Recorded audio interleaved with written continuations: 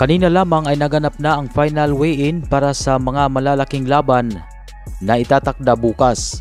Makikita natin ang pagbabalik ng former WBA Junior Welterweight World Champion Pitbull Isaac Cruz matapos ng kanyang huling laban kung saan ay hindi inaasahan ng lahat ang kanyang pagkatalo sa kamay ni El Rayo Valenzuela.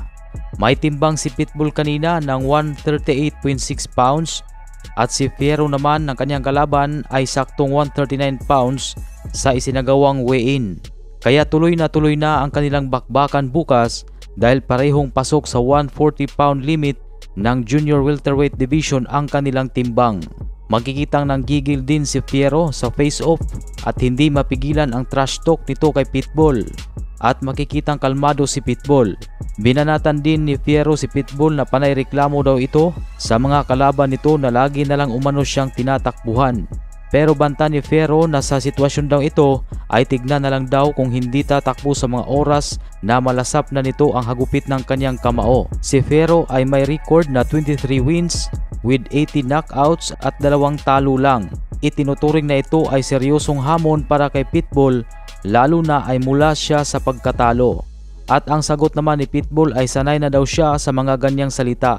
Kaya naman aabangan na lang daw ng lahat at paninindigan na lang umano ni Fierro ang kanyang mga sinabi sa mismong laban nila bukas. Ang hamon ni Pitbull kay Fierro na patunayan na lang daw nito ang tapang sa pamamagitan ng agresibong paglaban.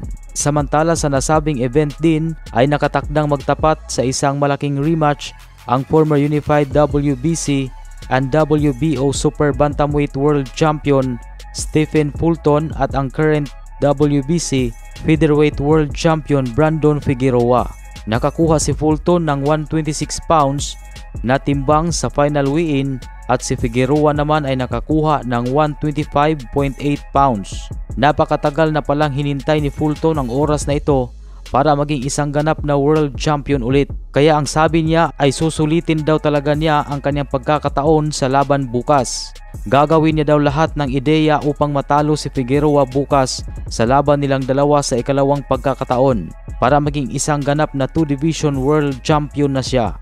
Samantala tiniyak naman ni Figueroa na agad niyang tuldukan ang laban para hindi na umabot sa desisyon. Ibig niyang sabihin ay knockout ang kanyang punteriya kay Fulton. Sa main event bukas ay magtapat ang dalawang bigating undefeated fighter ng light heavyweight division na sina David Benavides at David Morrell Jr. Ang dalawa ay may parehong timbang na 174.2 pounds. Kaya naman ay wala nang mangyaring hadlang sa kanilang sagupaan bukas. Sa dalawang fighter na ito, isa sa kanila ang makakaranas ng unang kabiguan bukas dahil pareho silang undefeated fighter.